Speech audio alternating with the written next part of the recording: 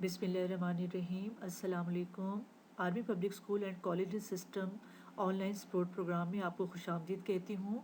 और आज हम 11वीं जमात के सामने पेश करेंगे ख्वाजा मीर दर्द की गज़ल की तशरीह।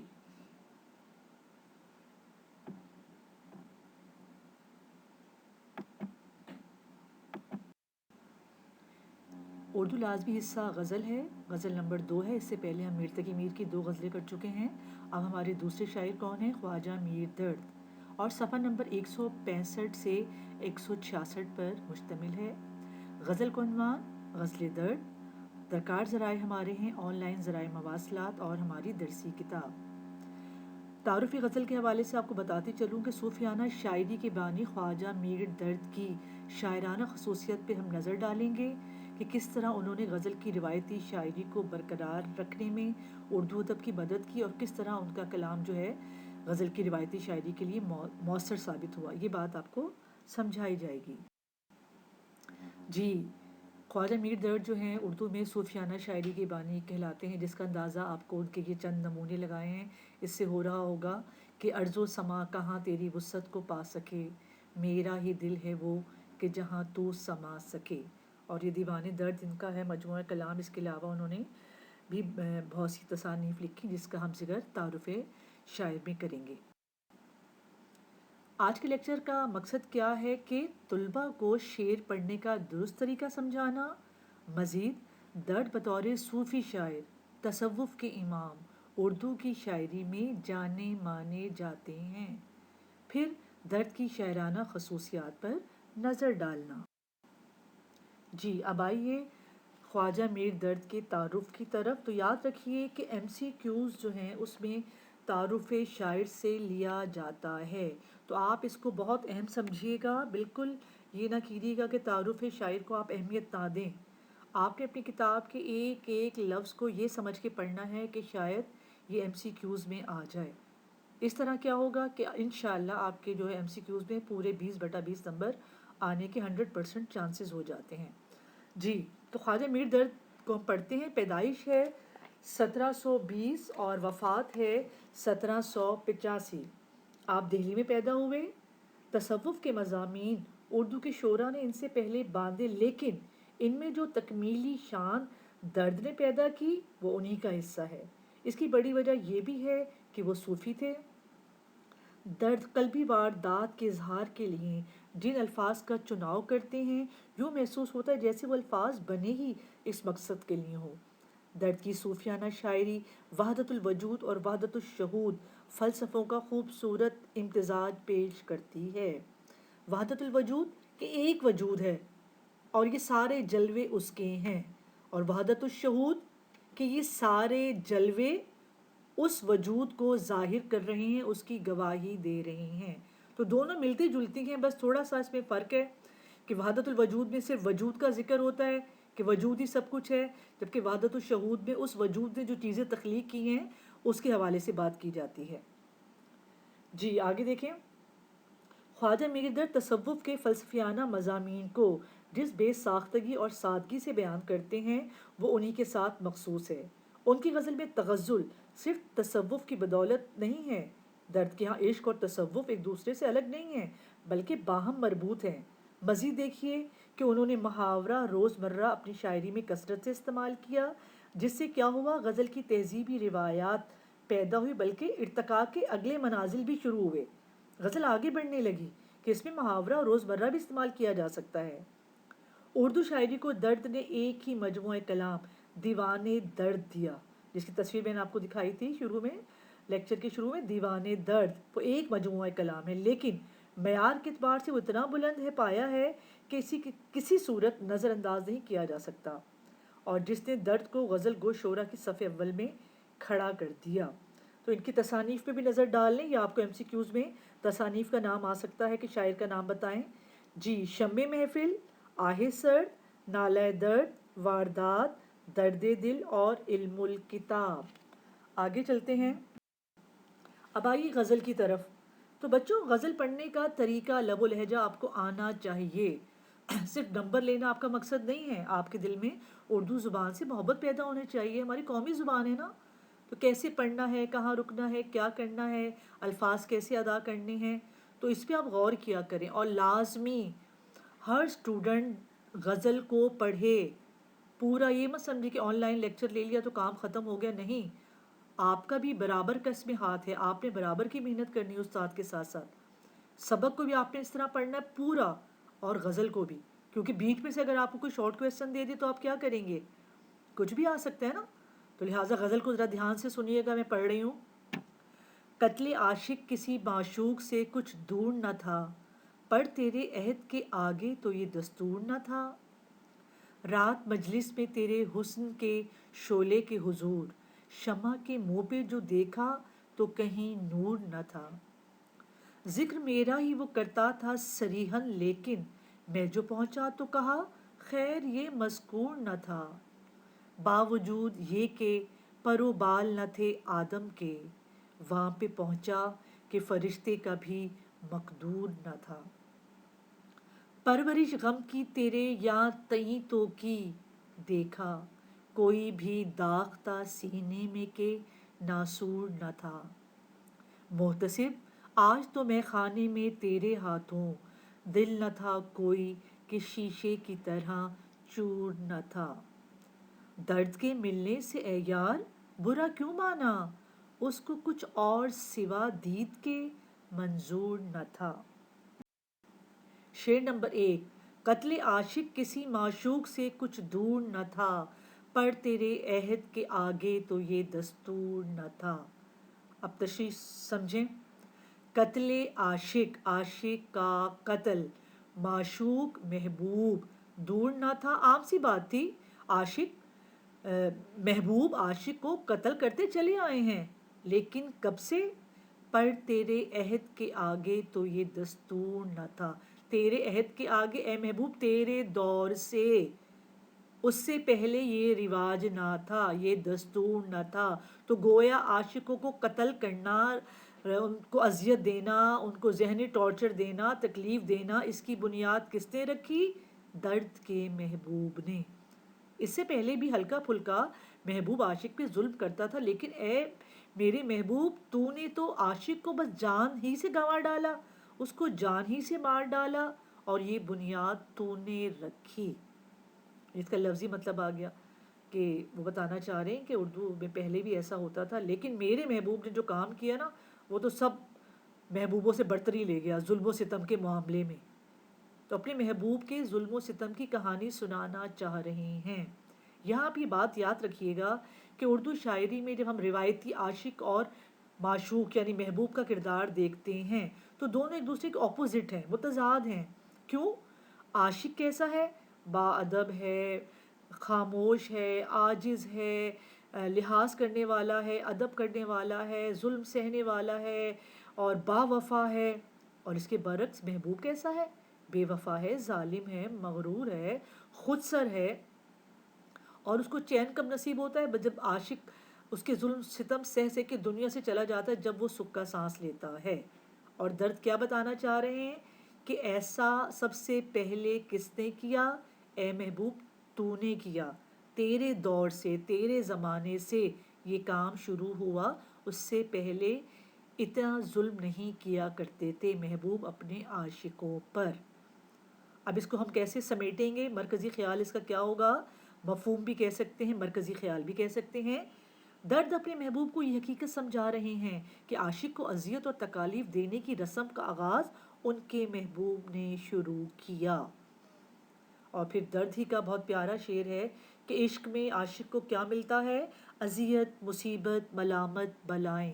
تیرے عشق میں ہم نے کیا کیا نہ دیکھا. اور غالب کا شعر، ہم کو ان سے وفا کی ہے امید جو نہیں جانتے وفا کیا ہے. شعر نمبر 2. رات مجلس میں تیرے حسن کے شعلے کے حضور، شمع کے منہ پر جو دیکھا تو کہیں نور نہ تھا. تشریح.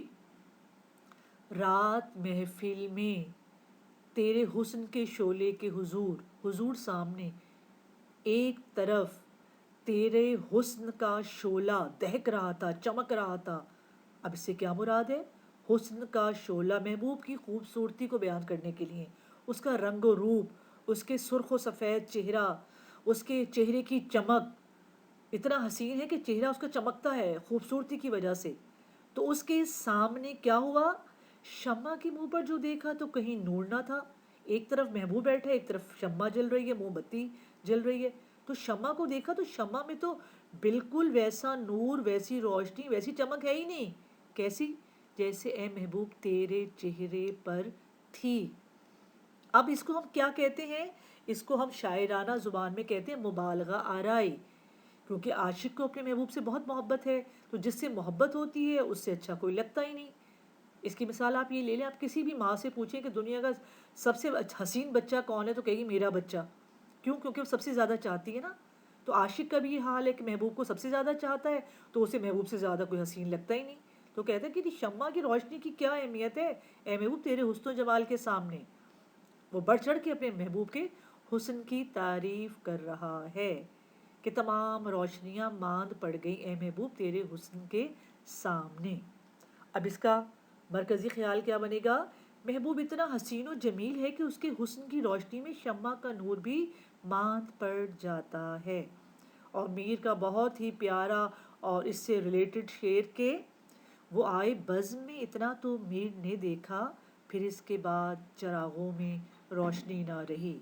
دوسرا ایک اور شعر دیکھیں، فیض کا ہے. وہ ہے تمہیں ہو جائے گی الفت مجھ سے، ایک نظر تم میرا محبوب نظر تو دیکھو. اب آئیے شعر نمبر 3 کی طرف. ذکر میرا ہی وہ کرتا تھا صریحاً لیکن، میں جو پہنچا تو کہا خیر یہ مذکور نہ تھا. تشریح کیا ہے؟ ذکر میرا ہی وہ کرتا تھا. جب میں محفل میں پہنچا تو محبوب میرا ذکر دوسرے لوگوں سے کر رہا تھا، گویا وہ میرے متعلق لوگوں سے باتیں کرتا ہے، اس کے دل میں میرے لیے جگہ ہے. صریحاً لیکن، صریحاً صاف صاف میں نے سنا، یہ لفظ صریحاً ہے سواد سے، کہ صاف صاف سنا کہ وہ میرا ہی ذکر کر رہا تھا. لیکن ہوا کیا؟ میں جو پہنچا تو کہا. جب میں پہنچا اور خوش ہوا کہ محبوب میرا ذکر کر رہا ہے تو اب اس نے عاشق کو تکلیف پہنچانے کے لیے کیا کہا؟ خیر یہ مذکور نہ تھا، نہیں میں اس کا ذکر تو نہیں کر رہا تھا.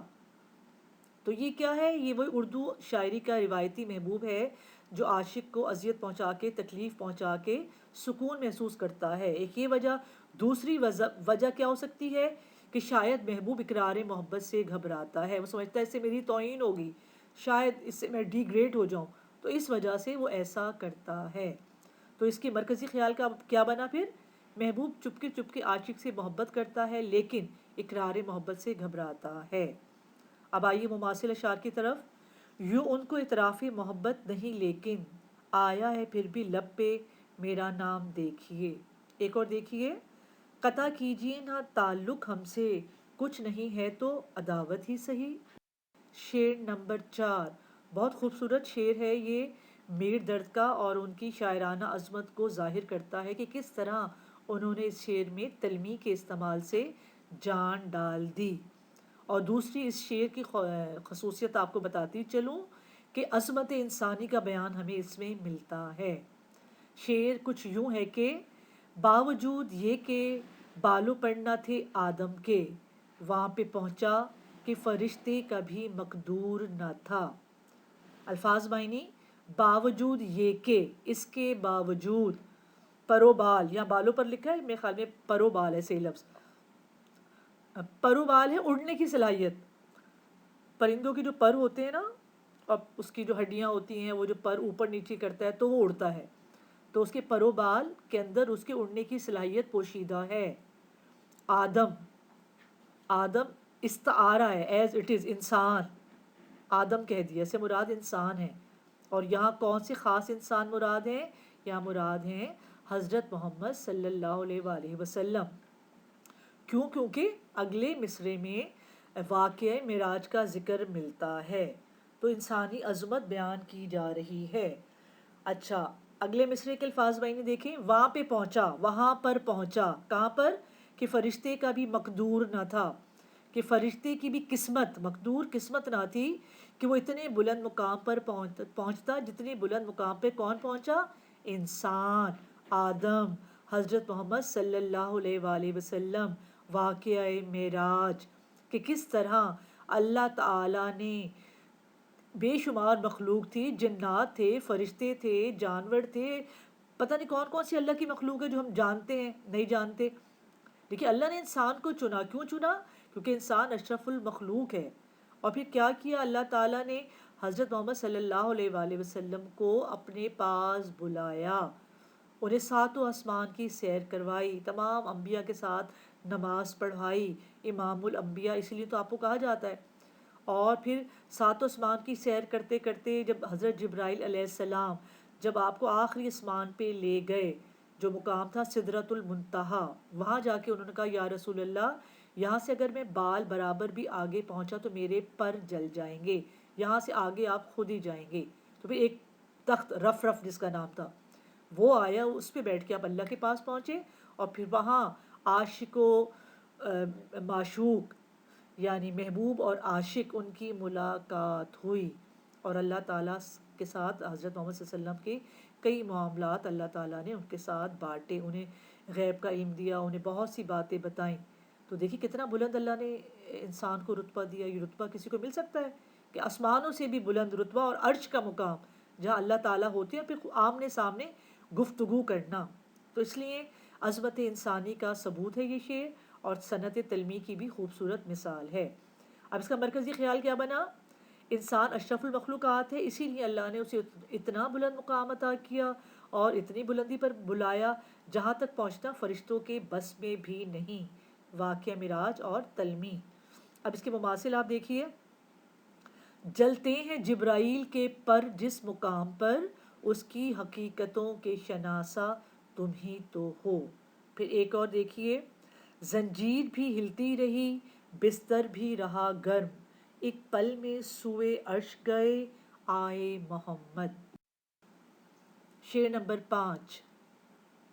پرورش غم کی تیرے یاں تئیں تو کی دیکھا، کوئی بھی داغ تھا سینے میں کہ ناسور نہ تھا. پرورش غم کی، اے محبوب تیرے غم کو پالا، یاں تئیں تو کی، یاں تئیں یہاں تک کی، اے محبوب تیرے غم کی پرورش یہاں تک کی. کہاں تک کی؟ دیکھا. پرورش کرنے کے بعد کیا دیکھا؟ کوئی بھی داغ تھا سینے میں، تیرے دیے ہوئے غم میرے سینے کے داغ بن گئے، زخم بن گئے. اور کیونکہ میں انہیں پالتا رہا، پرورش کرتا رہا، تو ظاہر بات ہے اگر ایک زخم کو آپ پالتے رہیں اور اس کا ٹریٹمنٹ نہ کروائیں، علاج نہ کروائیں، تو وہ کیا بن جاتا ہے؟ ناسور، لا علاج، کینسر. تو جب میں نے غور کیا تیرے غموں کو پالتے پالتے کہ غم ملتے رہے، اذیتیں ملتی رہی، میں سہتا رہا، اور آخر میں دیکھا تو کیا تھا؟ سینے میں لا علاج زخم تھے جن کا اب علاج موت کے سوا اور کچھ نہ تھا. تو یہ بتایا گیا ہے کہ اردو شاعری کا روایتی محبوب اتنا ظالم ہے کہ وہ سوائے اذیت کے عاشق کو کچھ نہیں دیتا. اور وہی شعر آپ یہاں کوٹ کر سکتے ہیں کہ اذیت، مصیبت، ملامت، بلائیں، تیرے عشق میں ہم نے کیا کیا نہ دیکھا. یہ آ سکتا ہے. اب آئیے مرکزی خیال کی طرف. محبت ملنے والے غموں کا نہ ہی کوئی علاج ہے اور نہ ہی کوئی مداوا، بس یہ عاشقی جان لے کر ہی ختم ہوتے ہیں. اور شعر ہے مماثل. عشق سے طبیعت نے زیست کا مزہ پایا، درد کی دوا پائی، درد لا دوا پایا. ایک اور شعر دیکھیں. داغوں کی اپنے کیوں نہ کرے درد پرورش، ہر باغباں کرے ہے گلستان کی احتیاط. اگلا دیکھیے. شعر نمبر 6. محتسب آج تو میں خانے میں تیرے ہاتھوں دل نہ تھا کوئی کہ شیشے کی طرح چور نہ تھا. الفاظ معنی. محتسب حساب کرنے والا، میں خانہ شراب خانہ، شیشے کی طرح چور، شیشے کی طرح ٹکڑے ٹکڑے ہو جانا، بکھر جانا. جب آپ شیشے کو زمین پہ پھینکتے ہیں نا تو وہ چور ہو جاتا ہے، ٹکڑے ٹکڑے ہو کے بکھر جاتا ہے، اسے کہتے ہیں شیشے کا چور ہونا، شیشے کا ٹوٹنا. اب یہاں محتسب کون ہے؟ محتسب ہے محبوب. میں خانہ شراب خانہ یعنی وہ جگہ جہاں سارے عاشق دیدار محبوب کے لیے جمع ہوتے ہیں کہ محبوب کی جو چہرہ ہے، اس کی جو مستی بھری آنکھیں ہیں، اس کا ایک دفعہ دیدار ہو جائے. لیکن محبوب کیا کرتا ہے؟ محتسب کیا کرتا ہے؟ وہ دل توڑتا ہے. ایک عاشق کا نہیں بلکہ تمام عاشقوں کا وہ دل توڑ کے ٹکڑے ٹکڑے کر دیتا ہے. تو درد کہتے ہیں کہ محتسب آج تو میں خانے میں تیرے ہاتھوں، اے حساب، اے میں خانے کو چلانے والے، یعنی اے محبت کا روگ پیدا کرنے والے میرے محبوب، جس نے ہم عاشقوں کے دلوں میں محبت کا روگ ڈالا. آج تو نے کیا ہمارے ساتھ سلوک کیا؟ دل نہ تھا کوئی، تو نے ہمارے دل کو دل نہ سمجھا بلکہ شیشہ سمجھا، اور جیسے شیشے کو کوئی توڑ کے ٹکڑے ٹکڑے کر دیتا ہے، اس طرح تیرے رویے نے، تیرے ظلم و ستم نے، تیرے غرور نے کیا کیا؟ عاشقوں کے دل کو ریزہ ریزہ کر ڈالا. اور پھر بار بار وہی بات کہ اردو شاعری کا روایتی محبوب ایسا ہی ہے اور عاشق اس کے برعکس ہے. اگر محبوب ظلم کرتا ہے تو عاشق مظلوم ہے، اگر محبوب بے وفا ہے تو عاشق با وفا ہے، اگر وہ بد لحاظ ہے تو یہ با لحاظ ہے، اگر وہ مغرور ہے تو عاشق عاجز ہے. تو اسی لیے اس کے غم سہتے سہتے عاشق کا دل اور اس سے محبت کرنے والے اور دوسرے لوگوں کا دل شیشے کی طرح ٹوٹ جاتا ہے. مرکزی خیال دیکھیے، محبوب کا رویہ نہ صرف شاعر کے لیے بلکہ تمام عاشقوں کے لیے اذیت کا باعث ہے. مطلب محبوب ہے ہی ایسا، وہ سب سے ایسے ہی بیہیو کرتا ہے. اس کا کام صرف اور صرف دل توڑنا ہے، دل جوڑنا نہیں. مماثل اشعار: ہر ایک بات پہ کہتے ہو تم کہ تو کیا ہے، تم ہی کہو کہ یہ انداز گفتگو کیا ہے. ایک اور شعر دیکھیے: ہاتھوں سے محتسب کے ہیں اب میں کدا کے بیچ، ساغر شکستہ خاطر و مینا شکستہ دل. مقطع مقطع جو ہے یہ شارٹ کویسچن میں آ سکتا ہے، تشریح کے لیے نہیں آتا. ایم سی کیوز میں آ سکتا ہے، تو اس لیے اس کو آپ سمجھنا ضروری ہے. درد کے ملنے سے اے یار برا کیوں مانا، اس کو کچھ اور سوا دید کے منظور نہ تھا. تو یہ مقطع ہے، آخری شعر ہے کیونکہ شاعر نے اپنا تخلص استعمال کیا ہے. اور اس کا مفہوم کیا ہے کہ درد کی زندگی کا مقصد صرف اور صرف دیدار محبوب ہے، اور مماثل ہے ان کے دیکھے سے جو آ جاتی ہے منہ پہ رونق، وہ سمجھتے ہیں کہ بیمار کا حال اچھا ہے. اور تشریح مختصر، ہم اگر اس کا شارٹ کویسچن بنائیں تو تشریح یہ ہے کہ درد اپنے محبوب سے کہہ رہے ہیں کہ تم، میرا ملنا تمہیں برا کیوں لگتا ہے، میں تو صرف اور صرف تمہیں دیکھنا چاہتا ہوں، تمہارا دیدار ہی میری زندگی کی سب سے بڑی خواہش ہے. آگے چلتے ہیں. یہ آپ کا اسائنمنٹ ہے، آپ پوری غزل کو پڑھیں گے اور ساری تشریح کو سمجھیں گے، ان سوالوں کے جواب دیں گے، اور کنایا قریب اور کنایا بعید کی جو تعریف ہے یہ میں آپ کو گرامر میں کرواؤں گی.